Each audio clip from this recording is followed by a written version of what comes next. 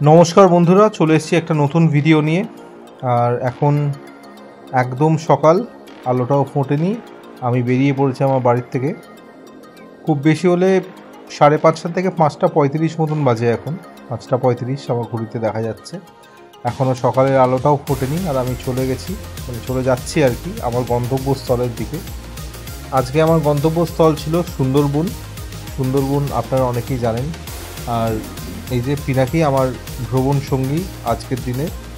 এবং সকাল সকাল আমরা শিয়ালদাগামী একটা ট্রেন ধরে আমরা রওনা দিয়েছিলাম। আর সকালবেলা দেখলাম ট্রেনে মোটামুটি ভালোই ভিড় থাকে আর কি এই সময়তেও, মানে এটা 6:45 সময় আর কি আমার স্টেশনে ট্রেনটা ছিল। সেখান থেকে দেখছি যে খুব ভালোই ভিড় থাকে এবং আমরা এই ভিড়ের মধ্যে মোটামুটি ক্রাউডেড ছিল, খুব বেশি ভিড় বলা যায় না এটাকে। বসেই যেতে পেরেছিলাম এবং চলে এলাম আমরা শিয়ালদাতে মোটামুটি নামার পরে দেখছি যথেষ্ট ভিড়ই আছে। ঠিক একদম হাতে গুনে 42 মিনিট লাগলো, 6:42 বাজে। ঠিক 6টার সময় ট্রেনটা ধরেছিলাম। সো শিয়ালদা থেকে ট্রেন কিন্তু আমাদেরকে চেঞ্জ করে আমাদেরকে ক্যানিং যেতে হবে। সুতরাং আমরা শিয়ালদা গিয়ে আবার করে টিকিট কিনলাম, আবার করে টিকিট কেটে আমরা ক্যানিংয়ের জন্যে আমরা কিন্তু আবার রওনা দিলাম আর কি। তো টিকিট কাটলাম, কিছু খাবার নিয়ে নিলাম হাতে, কিছু বিস্কিট ছিল, কিছু কেকস ছিল, সাথে গরমা গরম আমাদের ইন্ডিয়ান রেলওয়েজের একদম লোগো দেওয়া কাপে গরমা গরম কফি। আর দোকানটা দেখে আমার বেশ ভালো লাগলো। দোকানটায় অনেক কিছুই খুব সাজানো গুছানো রয়েছে, অনেক কিছুই পাওয়া যায়। যদিও বা এই খাবারগুলো আমি খাইও না, এবং আমি অ্যাডভাইস করছি এইগুলো কখনো বাচ্চাদেরকে কিনে দেবেন না। এগুলো মানে কীভাবে বানায়, কীভাবে থাকে, তার থেকে প্যাকেট ফুডস অনেক বেটার। এই সব খাবারের থেকে প্যাকেট ফুডস আমি সবসময় সেটাই বলবো। সকালবেলা বেশ কুয়াশাও পড়েছিল এবং এটা হলো সকালের দৃশ্য। এত সকালবেলা সবসময় শিয়ালদা স্টেশন যাওয়া হয় না বা দেখা হয় না, তো ওই জন্য আমি ভাবলাম একটা ছোট্ট ক্লিপ আমি নিয়ে নিই সকালবেলা শিয়ালদা স্টেশনটা কীরকম লাগে আর কি। সবাই কিন্তু নিজেদের কাজের দিকে যাচ্ছিলেন, নিজেদের কাজকর্মের জন্য, কেউ ঘুরতে যাচ্ছিলেন এবং সব মিলিয়ে বেশ একটা মনোরম পরিবেশ ছিল। শিয়ালদা স্টেশনের সামনেটা কিন্তু অনেকটাই পাল্টে গেছে আগের থেকে। আর আমি উঠে পড়লাম তারপরে ক্যানিং কামি ট্রেনে। এই ট্রেন রুটটা যেহেতু আমার কাছে নতুন নয় কিন্তু মানে রোজকে জীবনে যে এই ট্রেনে আমি উঠি বা এরকম রুটে যে আমি যাই সেরকমও নয়। সুতরাং আমার কাছে বিষয়টা খুব একটা আলাদা অনুভূতি অবশ্যই দিচ্ছিল, কারণ আমার কাছেও ব্যাপারটা বেশ এক্সাইটিং লাগছিল, কারণ রোজ তো আর যাওয়া হয় না।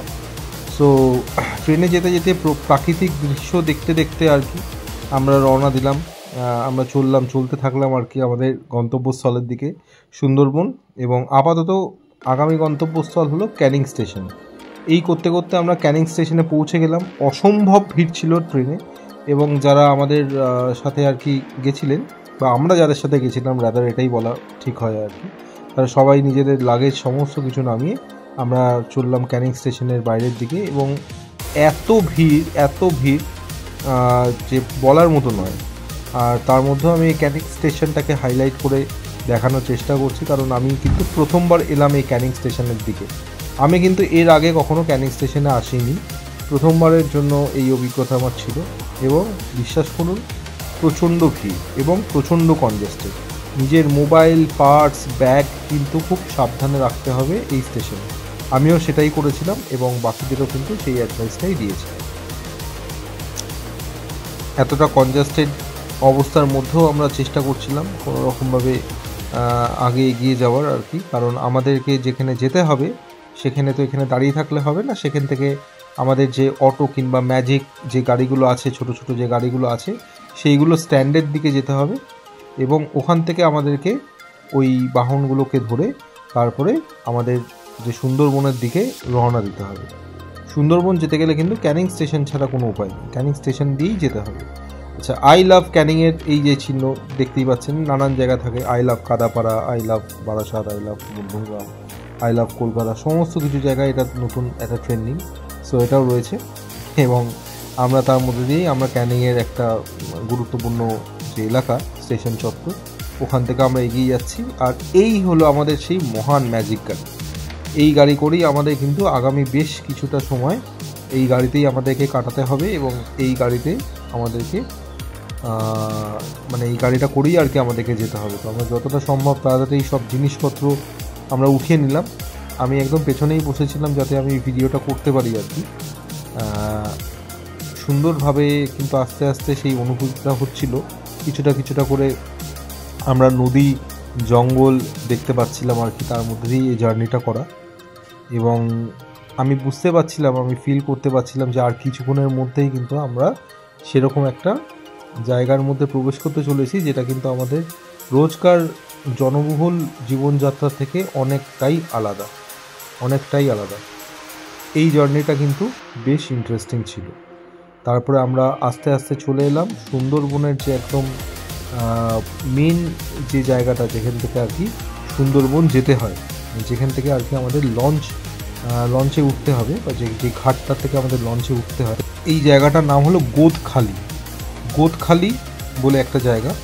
এইখান থেকে আমাদের লঞ্চ ছাড়া হবে, এবং আমরা আস্তে আস্তে আর কি এক এক করে সব আমাদের জিনিসপত্র, গিটার, পিনাকির গিটার, এই সমস্ত কিছু কিন্তু আমরা আর কি আস্তে আস্তে বের করে নিলাম গাড়ির থেকে, এবং আস্তে আস্তে গাড়ির থেকে নামলাম। নেমে আমাদের এবার পরবর্তী যে ভাগটা, সেটার জন্যে ওয়েট করতে হবে। এবার পরবর্তী ভাগ আরও এক্সাইটিং হতে চলেছে। এটাতে আমরা গোদখালি অবধি গেলাম, এবার বাকিটা কিন্তু ওখান থেকে আমাদের লঞ্চে ওঠা এবং বাকি যাত্রাটা শুরু করা।